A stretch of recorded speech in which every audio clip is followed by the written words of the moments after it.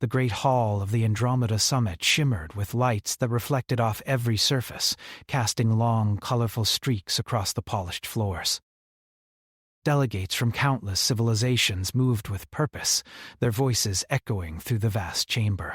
Each species brought its own culture, its own language, and its own expectations. Some had scales, some feathers, some skin that glowed softly in patterns only they could understand. Among them all, Princess Alara of Zephyra moved with grace, her eyes scanning the crowd. She had attended many summits, but this one felt different. There was an energy in the air, a tension that whispered of decisions that could shape entire galaxies. She watched as candidates presented themselves to the council, each trying to appear impressive. One alien flashed its bioluminescent wings to appear taller. Another displayed weapons that hummed softly in their hands, promising power and dominance. Most spoke loudly, their voices demanding attention. But then, near the corner of the hall, she noticed him. The human was quiet. He stood with his hands folded calmly, his posture straight but not rigid. His brown hair fell slightly into his eyes, which were steady and unflinching. Unlike the others, he did not call out for attention, did not raise his voice, did not make a display. He merely observed. There was no arrogance in him, no rush to impress. He looked around, taking in the colors, the sounds, the movement, and yet he seemed utterly calm, as if nothing in that chaotic room could disturb him. Alara felt a strange pull toward him. There was something in his quietness that felt different. It was not weakness, though many might mistake it for that. It was something else, something sharp beneath the calm, something unseen but undeniably present. Curiosity swirled in her mind. She walked toward him, her long silver robes brushing against the polished floor, and introduced herself with a polite bow. "Human?" she said, her voice gentle. "I am Princess Alara of Zephyra. May I speak with you privately?" The human nodded, his expression neutral, and followed her to a small chamber off the main hall. The room was quiet, with soft light that did not reflect or shimmer. It was a place for conversation, a place where one could speak without the weight of an audience. Alara motioned for him to sit. He did so without hesitation, folding his hands in his lap. She noticed that even in stillness, there was an alertness about him, a way of observing every detail, every subtle motion, every unspoken word. "I have seen many candidates today," she began. "Many try to impress with noise or strength. Yet you do not raise your voice. You do not show power. You are calm, almost invisible, and yet I feel there is more beneath the surface. Tell me, why are you here?" The human's voice was soft, measured, and deliberate. "I came because I was asked." "My people believed I could represent humanity fairly. I do not seek attention. I only seek understanding." Alara leaned forward slightly, intrigued. Understanding is a rare trait among candidates. Most try to dominate or intimidate. You listen. "I listen because that is how one learns," he replied simply. "And learning is how one finds solutions." She studied him, noting the subtle way he analyzed her words and the room itself. His eyes were calm, but she could sense intelligence behind them, a mind always observing, always calculating. It was not the kind of intelligence that shouted or demanded recognition. It was quiet, precise, and almost unnerving. Alara decided then that she would choose him, not for what he had shown, but for what she suspected he could achieve. The galaxy was filled with loud, brash leaders. Sometimes the quiet ones were the most dangerous, not because of violence, but because of thought. She smiled and said, "You will be my choice for the council. I do not know why I trust this instinct, but I do." The human bowed his head slightly. "I will do my best, Princess." Unbeknownst to her, whispers had begun among the delegates. Some noticed the choice and murmured warnings to one another. "The human?" one said. "Do you not know the legends?" Another shook its head, fear flickering in its eyes. "The human's name alone is enough to make entire fleets hesitate. He is quiet, yes, but that quiet hides something far more dangerous than anything we have seen." Elara, unaware of these murmurs, continued her preparations. She arranged schedules, briefings, and travel for the human to learn about the council and the delicate balance of power among the galaxy's civilizations. Taran, as he was called, observed everything. He memorized names, recorded customs, and noted alliances and rivalries. He did not write them down, but his memory was sharp, cataloging everything with precision. Days passed, and the human proved even more unusual than Elara first realized. While other candidates demanded attention and recognition, he asked questions. He questioned assumptions politely, yet firmly. He noticed weaknesses that others ignored. He spoke when necessary, and when he did, his words carried weight far beyond their simplicity. Elara found herself both fascinated and slightly unnerved. He never argued for himself, yet his logic was undeniable. In meetings, when delegates tried to manipulate or deceive, Taran remained calm. He would ask questions that revealed truth without anger or confrontation. Slowly, others began to notice. Even the most confident leaders paused when he spoke. His presence, though quiet, demanded respect. One evening, as the summit wound down, Elara and Taran walked through the observation deck overlooking the glittering city of Zephyra below. Ships of countless designs moved in and out of the port, each representing a species and its ambitions. "Do you know what others think of you?" Elara asked. Taran shook his head slightly. "I have heard whispers, yes, but I do not seek to control their thoughts. I only act in ways I believe are right." Alara's eyes narrowed. "They fear you?" He gave a faint, almost imperceptible smile. "Perhaps. Fear is often born of misunderstanding. I do not seek to instill fear. I seek only to understand and to guide where I can. And yet," she said softly, "the galaxy already reacts to you as if you are a storm they cannot control. Do you not feel it?" Taran looked out at the stars, his expression unreadable. "I feel the galaxy, yes, but I am not a storm." "I am human. That is all." Elara studied him for a long moment. She could sense that there was more to him than even he revealed. Humans were unpredictable, yes, but they had a certain resilience, a creativity, and an instinct that no other species seemed to possess. Taran was proof of that, and yet, she realized, the galaxy's fear was not unfounded. Even the quietest human could change the course of worlds if they chose to. The summit began to draw to a close. Delegates prepared to leave, returning to their home planets, while the chosen representatives were given tasks to begin the work of peace, diplomacy, and strategy. Taran and Elara prepared for a journey that would take them to systems torn by war, planets on the brink of collapse, and alliances held together by fear rather than trust. As they departed Zephyra aboard a sleek diplomatic cruiser, Elara looked at the human beside her. Calm, quiet, and unassuming, he seemed almost ordinary. But she knew better. She did not yet know the full extent of his abilities, nor did she understand the legacy of humans in the galaxy. All she knew was that she had chosen wisely, even if the universe itself trembled at the thought. And somewhere, in shadows and whispers across distant systems, stories of the quiet human began to circulate. Stories of cunning, intelligence, and calm that could topple empires. Names were spoken carefully, with hesitation, and sometimes with dread. Taran, the quiet human, had entered the galaxy stage, and the world had not yet realized that the simple man they saw was far more than he seemed. He did not boast.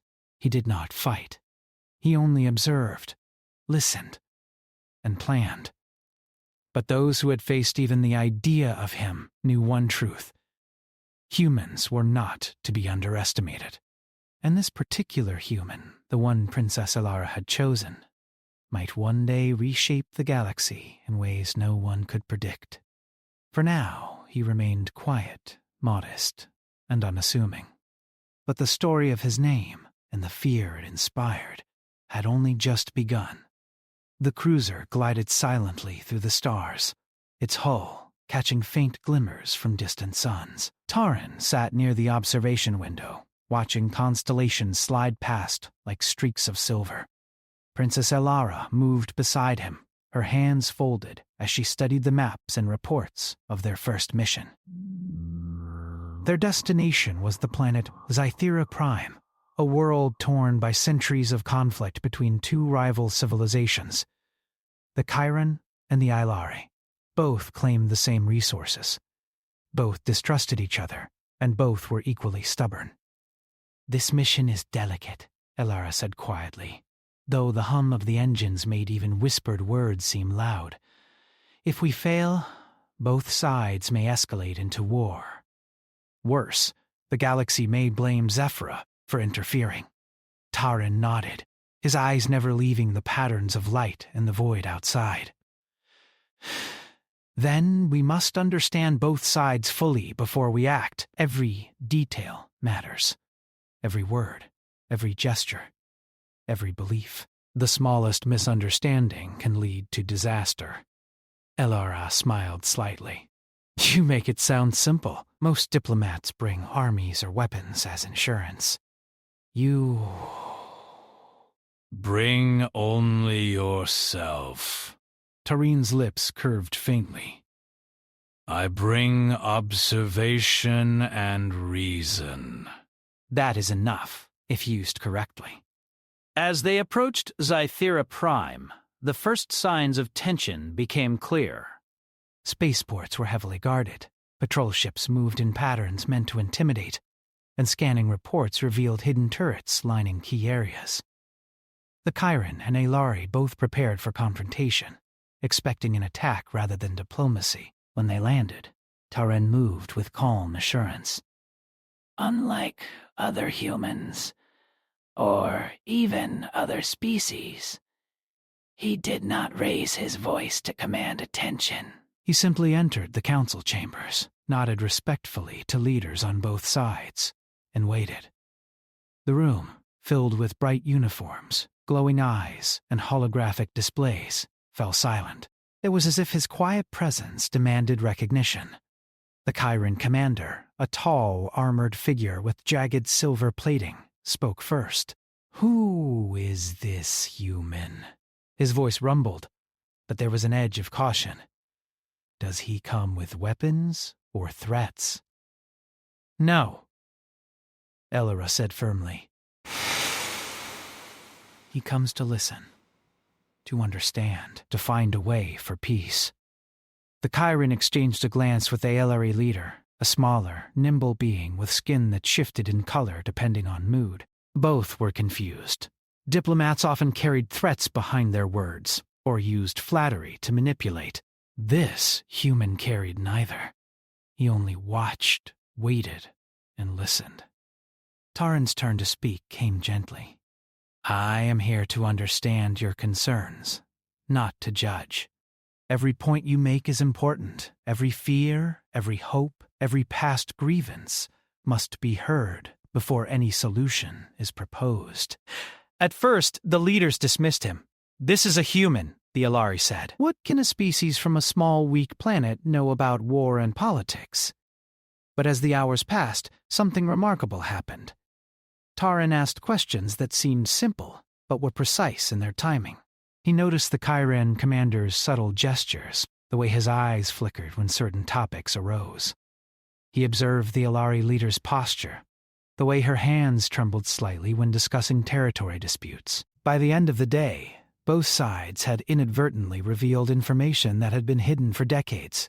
Secret alliances, misunderstood agreements, and misconceptions that had fueled hatred for centuries. Elara watched in awe. Other diplomats would have raised their voice, threatened, bargained, or demanded. Taran only asked questions. He let the leaders speak, let them make mistakes, and gently guided them to see the truth themselves. That evening, as the council reconvened, tension still filled the room. A single misunderstanding could ignite violence at any moment.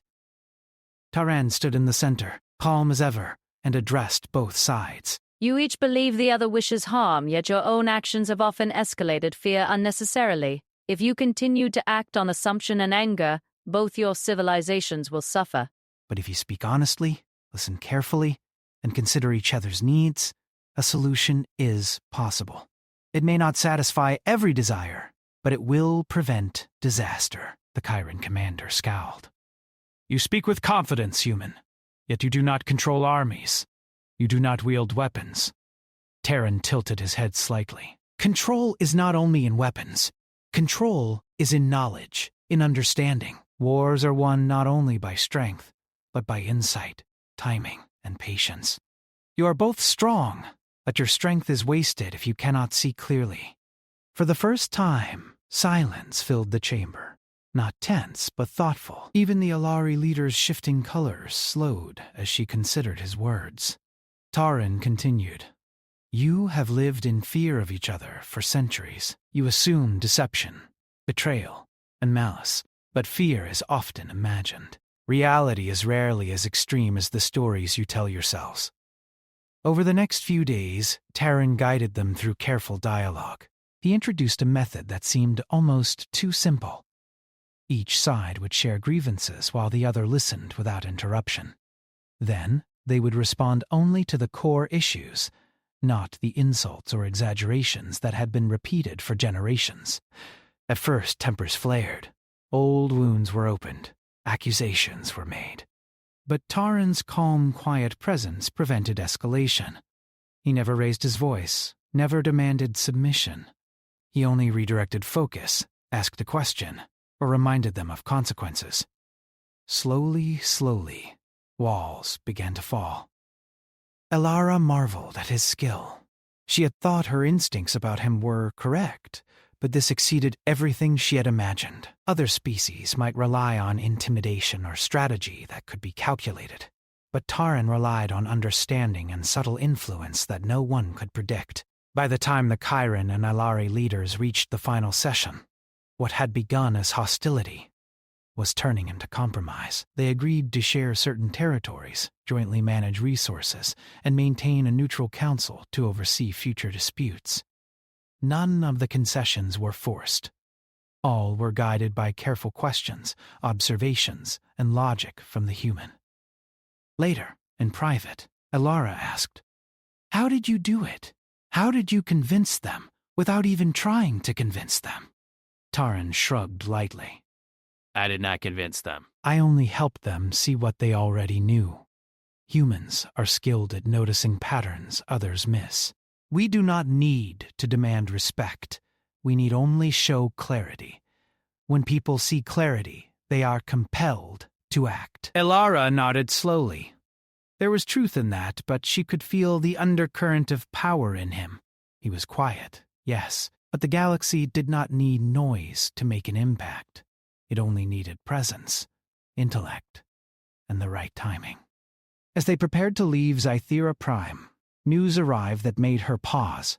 Messages were intercepted from distant systems, fleets shifting, rumors spreading, and secretive councils convening. Aliens whispered in fear, even among their own kind, about a human who could change outcomes without weapons, without armies, without anger. Some prepared to meet him with hostility. Others hoped to recruit him, fearing they would fall behind if he acted alone. Elara glanced at him, concerned. Do you understand what you have done? Taran smiled faintly. I understand enough. Others may not. The galaxy was beginning to notice the quiet human. Stories of his calm insight, his ability to untangle centuries of conflict, and his subtle influence were spreading faster than they expected. Entire planets paused, reconsidered strategies, and even secret war councils delayed action knowing that the human's presence might render all plans futile. Elara realized that she had chosen not only wisely, but dangerously. The quiet human was not just effective, he was exceptional. His approach was alien to the galaxy itself, and that was what made him powerful. Unlike others who wielded fear, weapons, or overwhelming might, he wielded intellect, observation, and humanity's unique ability to adapt. In the weeks that followed, Tarin continued his work. He resolved disputes on distant moons, guided civilizations to share critical resources, and even prevented a rebellion from erupting by quietly helping leaders understand the motivations of their people. He did not act for glory. He acted for understanding, for peace, for reason. And yet, everywhere he went, whispers followed. The human! He knows too much! He predicts outcomes without moving a finger. The galaxy should fear him. Tarin did not respond to these whispers. He focused on the tasks at hand, on understanding each species, and on guiding them to act without forcing action. The quiet human, unassuming, calm, and soft-spoken, had begun to shape the galaxy not by force, but by clarity and insight. Princess Alara, observing all this, felt a mix of awe and trepidation. She knew the galaxy would not remain unaware for long. Secrets of the quiet human's ability would spread, and not everyone would react kindly.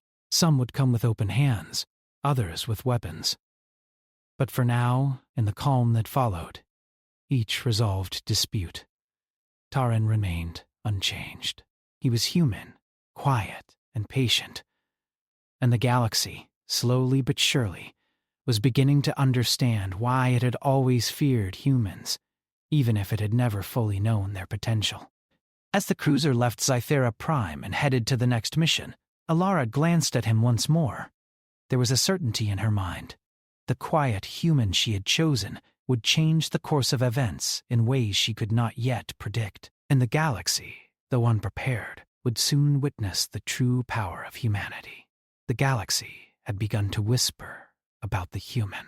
At first, the stories were faint, confined to quiet corners of council chambers and dimly lit starports.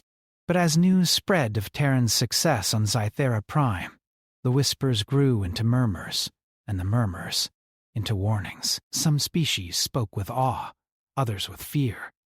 Entire fleets paused their movements to consider the presence of one quiet human, a man who carried no weapons but seemed capable of controlling outcomes far beyond his size or strength. Tarin himself remained unchanged. He spent his days observing, listening, and planning.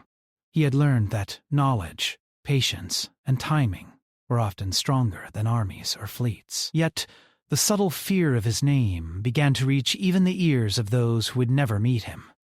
Some had begun to plot, quietly, in hidden rooms and dark corridors. On a distant starship orbiting a mining colony, a coalition of alien factions gathered. Their voices hissed in anger and fear. "This human," one said, his voice trembling despite his size, "he manipulates without force. He defeats without fighting. He understands everything we do before we even act." Another growled, "We cannot let him continue. If he unites the galaxy with insight and reason, our plans, our power, our positions, all will crumble." A third, smaller, more agile figure leaned forward, her eyes gleaming. "Then we must strike first. Find him. Corner him. Remove him. The galaxy will not survive if he remains free to influence others." The plans were set quietly. Assassins, spies, and saboteurs would be sent, not to fight with weapons, but to disrupt, mislead, and test the limits of the human's abilities. Some hoped he could be defeated with cunning, others with fear, and some even believed that a simple trap could outsmart him. None truly understood what they were dealing with. Meanwhile, Tarin and Alara had reached a small planet on the edge of a star cluster. It was a neutral world, often used for negotiations and minor council meetings. Their goal was to mediate a dispute between two merchant guilds whose competition threatened the local system's stability. The stakes were smaller than Sci-fi Prime, but the lessons would be no less important. As they stepped onto the planet, Tarin observed everything: the layout of the streets, the positions of security personnel, the way people moved, and even the subtle expressions on faces as they recognized his presence. There was curiosity in some eyes, respect in others, and fear in a few. None were loud, but all were noticeable to him. Elara whispered, "They're nervous." "They should be," Taryn replied softly. "People always fear what they do not understand." But fear is often misplaced. The first meeting took place in a grand hall lined with towering windows that overlooked the planet's horizon. The guild leaders sat across from each other, tense and unwilling to compromise.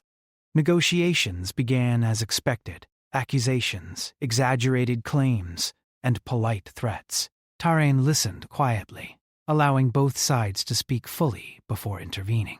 He asked questions that seemed almost too simple. Why do you claim this market is yours? How do you define ownership? What happens if both of you share resources instead of competing? The guild leaders bristled. Sharing. That is impossible. One said, "We cannot survive if we share. The other will take more than their part." Taryn tilted his head slightly. If both of you act only to protect yourselves, neither will thrive. But if you consider the system as a whole, the gains may exceed what either could achieve alone. For hours he guided the discussion, pointing out overlooked details and consequences. Slowly, the leaders began to see the flaws in their assumptions. They argued, yes, but they also listened. They calculated outcomes in ways they had not considered before. By the end of the day, the guilds agreed to a shared plan that doubled production while reducing conflict. Elara watched silently. "You do this without force, without threat, without authority," she said. They follow because they see clarity, Taryn replied simply. Humans have a way of finding patterns, of simplifying problems, of showing outcomes that others cannot see. People follow clarity, even if they resist it at first. While they celebrated this small victory, threats loomed unseen. A saboteur had already arrived, pretending to be a merchant assistant.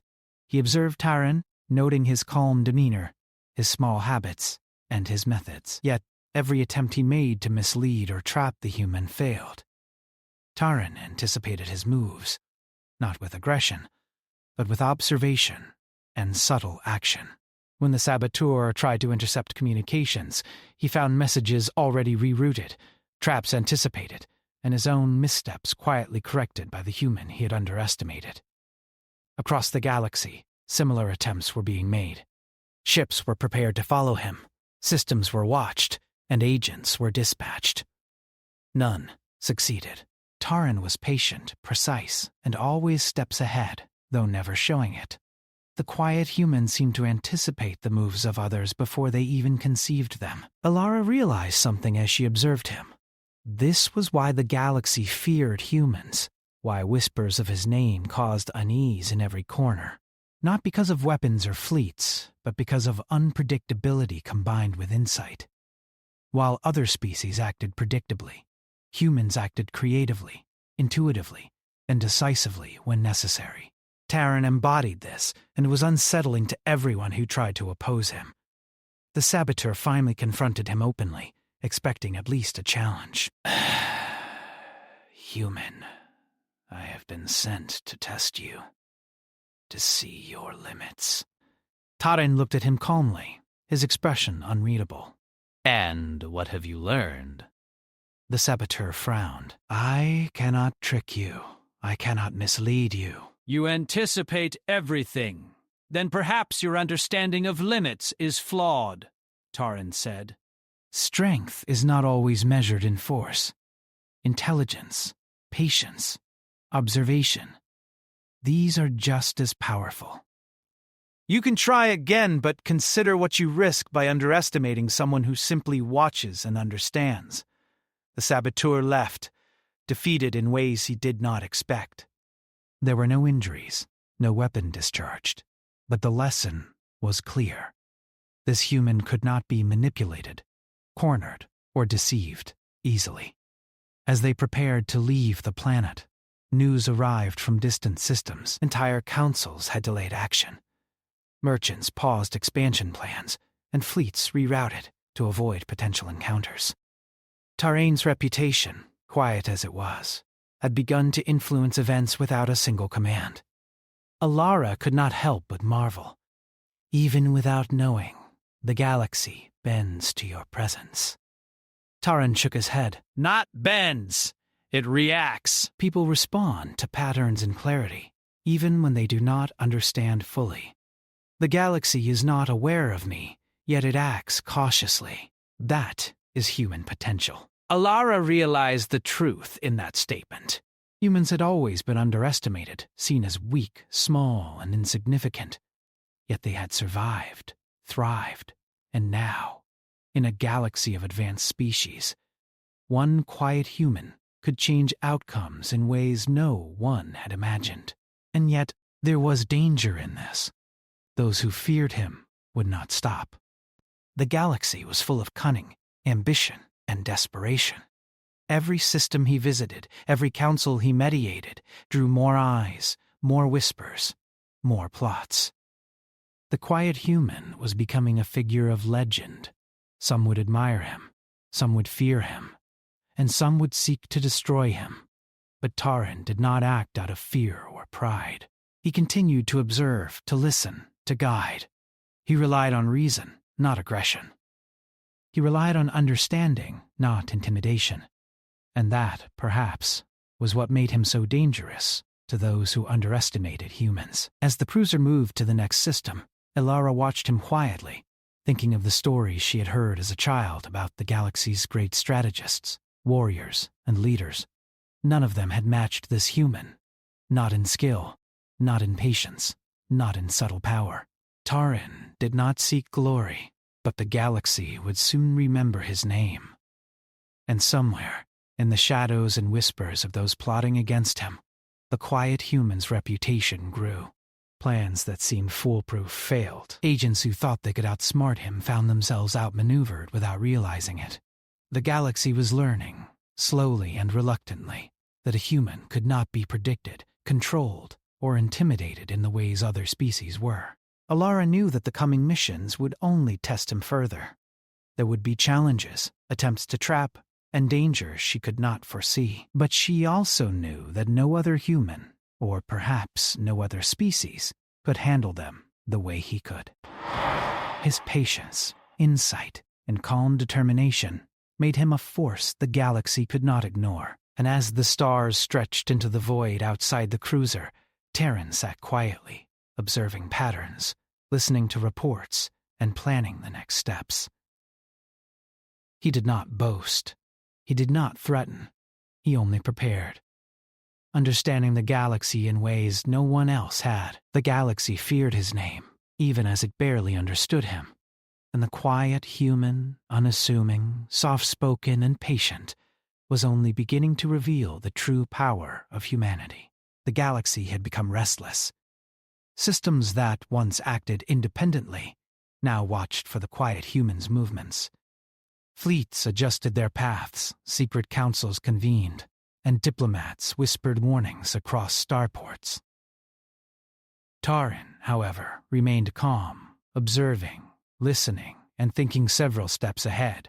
He had seen fear take root before. But this was different. The galaxy was beginning to understand that he did not act like other beings. He did not fight for glory, power, or territory. He acted for reason, clarity, and understanding, and that made him unpredictable, and, in the eyes of many, dangerous.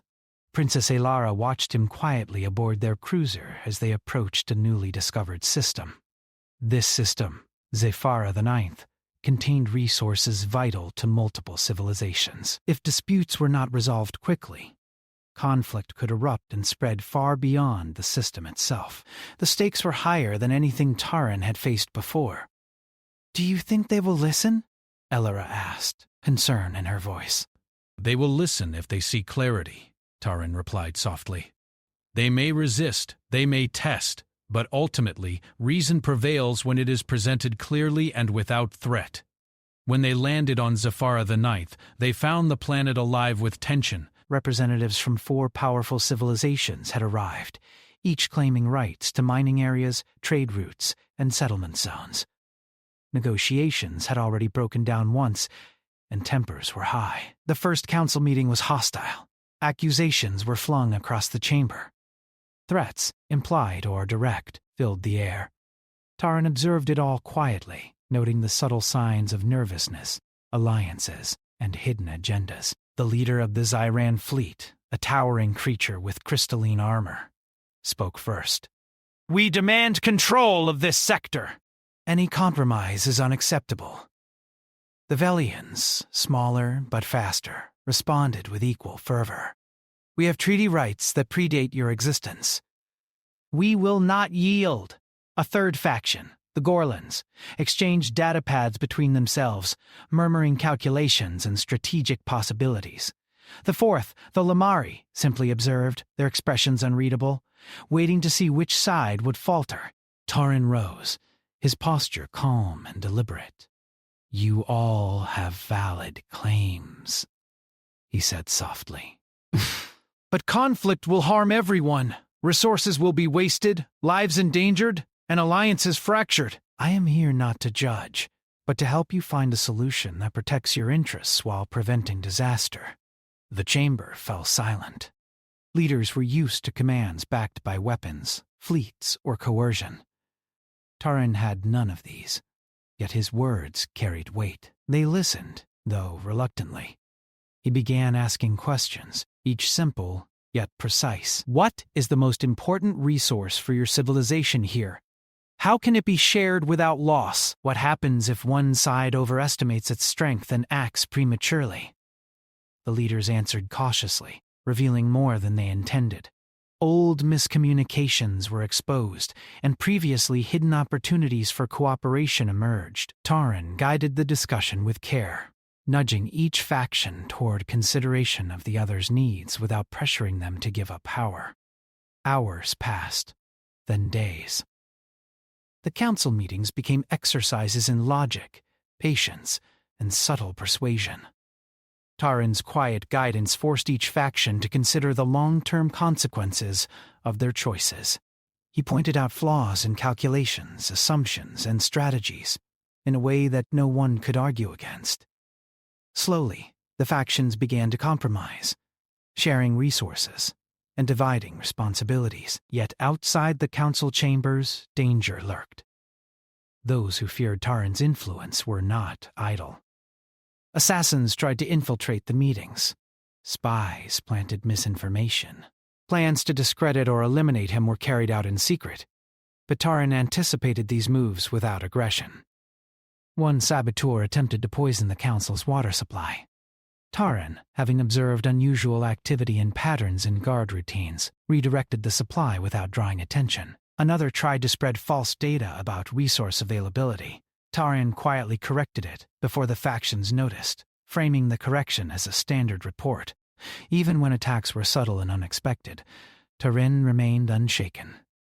His calm, methodical approach neutralized threats without violence, yet demonstrated to all watching that underestimating him would be a grave mistake. Alara finally spoke, her voice tinged with awe. You do all of this without weapons or force. "How do you stay so steps ahead?" Taran looked at her, eyes steady. "Observation and understanding are powerful tools. Violence is predictable.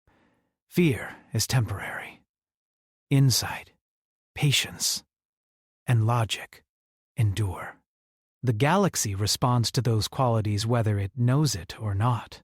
The council, guided by his quiet presence, finally reached an agreement. Ziran, Velian, Gorlan, and Limari factions divided the resources in a way that ensured stability, profit, and security for all. Conflicts that could have escalated into war were avoided. The leaders left the chamber with mutual respect, though some left still wary, aware of the human who had changed the outcome without raising a weapon or voice. As they prepared to leave Zafara the Ninth, news arrived from distant systems. Entire fleets were delaying action. Council meetings were postponed. Trade routes shifted to avoid encounters. Everywhere, The whisper of Taran's name spread. Aliens who had never met him now feared his presence. Plans that relied on conflict or deception were reconsidered. The galaxy itself was beginning to bend, subtly, to the quiet human's insight. Elara turned to him, concern shadowing her face. Do you realize what you've done? The galaxy knows your name now. Not just as a diplomat, but as something more. Tarin nodded slightly. I do. That is not my goal. I only seek to act with reason and understanding, but others will react as they will. Fear, admiration, or envy. They are their choice. My responsibility is to act correctly, regardless of perception. And yet the galaxy would not let him act without scrutiny. Secret councils plotted in silence. Fleets shadowed their movements. Some sought to recruit him, fearing the consequences if they fell behind. Others sought to destroy him before he could influence more systems. None could predict the human's next move, nor could they fully understand how he achieved results without overt power. The final test came as they approached the Corylus Rift, a volatile region of space where multiple civilizations had attempted colonization, only to be caught in cycles of conflict and sabotage. Here, diplomacy alone could not succeed without foresight, strategy, and patience. Taran observed the systems carefully, identifying alliances, rivalries, and hidden dangers. He noted that previous attempts to claim resources had left gaps, conflicts, and unprotected sectors. In the council chamber aboard the Corylus flagship, tensions ran high. Representatives shouted over one another, each convinced of their rightful claim and unwilling to consider compromise. Taran, as always, remained quiet. He listened, he observed. He waited for the right moment. When he spoke, his words were calm, deliberate, and unassailable. You all want control? You all fear loss, but your fear blinds you to opportunity. There is a way for all to benefit, if you consider the system as a whole, rather than only your part. Conflict will destroy more than it protects. The factions resisted at first, but as Taran guided the discussion, showing patterns, consequences, and overlooked possibilities, resistance waned. They began to see the wisdom in compromise. Resources were divided fairly, trade routes secured, and alliances cautiously formed. What had once seemed impossible became achievable because one human observed, calculated, and guided without force. Elara watched him in quiet wonder. This human, who had never raised a weapon or sought glory, had united systems, prevented wars, and reshaped the political landscape of the galaxy. And yet, he remained humble, calm, and unassuming. As the council concluded, messages arrived from across the galaxy. Leaders spoke of him with caution. Merchants paused expansion plans. Fleets rerouted to avoid accidental conflict. The galaxy was learning, slowly but inevitably, the true potential of humanity. Taran did not celebrate. He did not seek recognition. He only observed, planned, and acted as necessary. But the ripple of his influence spread farther than he intended, changing the course of civilizations. Princess Elara finally spoke, her voice filled with quiet awe. You are more than I imagined. The galaxy fears humans, but now it fears you specifically. Do you understand what that means? Taran looked at the stars outside the cruiser's viewport. I understand enough. The galaxy reacts not to me, but to what I represent. Humans are unpredictable, adaptable, and capable of insight that cannot be ignored. That is why they fear us. That is why they will remember this name. And so, as they traveled to the next system, the galaxy itself seemed to shift. Leaders acted with caution. Factions reconsidered plans, and whispers of the quiet human spread across star systems like starlight on the void. The quiet human, unassuming, thoughtful, and patient, had not sought power, recognition, or fear, yet he had changed the galaxy with nothing more than insight, observation, and understanding. And somewhere, in the farthest reaches of space, the story of Taran, the quiet human, would continue to grow. a legend of humanity's potential, a warning of the strength that comes not from weapons or armies, but from mind, heart, and calm determination. She picked the quiet human, never knowing the galaxy feared his name, HFY Stories.